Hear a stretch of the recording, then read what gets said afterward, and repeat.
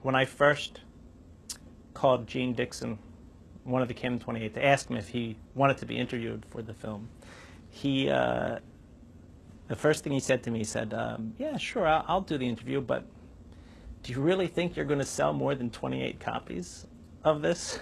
So, you know, he just didn't think that there would be much interest beyond the people who were involved. And the greatest satisfaction has been that, one, we helped save a piece of history, of not only local history, but what ends up being really national history.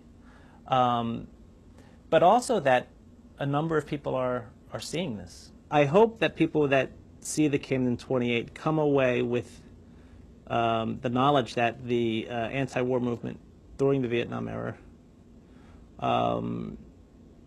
wasn't just composed of students marching in Washington and burning draft cards, but that there were seriously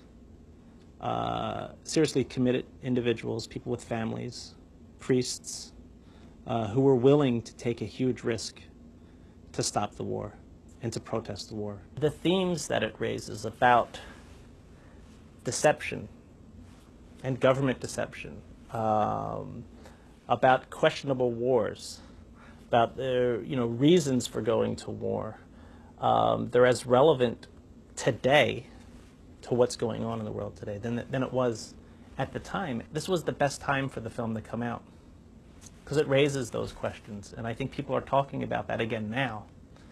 And you look and you say, geez, have we, has the government changed? And not only in terms of war, but just in terms of the way the government might infiltrate groups. And there's been a lot of that recently, what was going on, eavesdropping. I mean, all these themes, they're all here. They're with us today.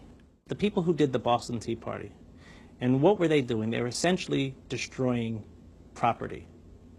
And they're in every textbook in the United States, the Boston Tea Party, and they were destroying property to make their point. And if the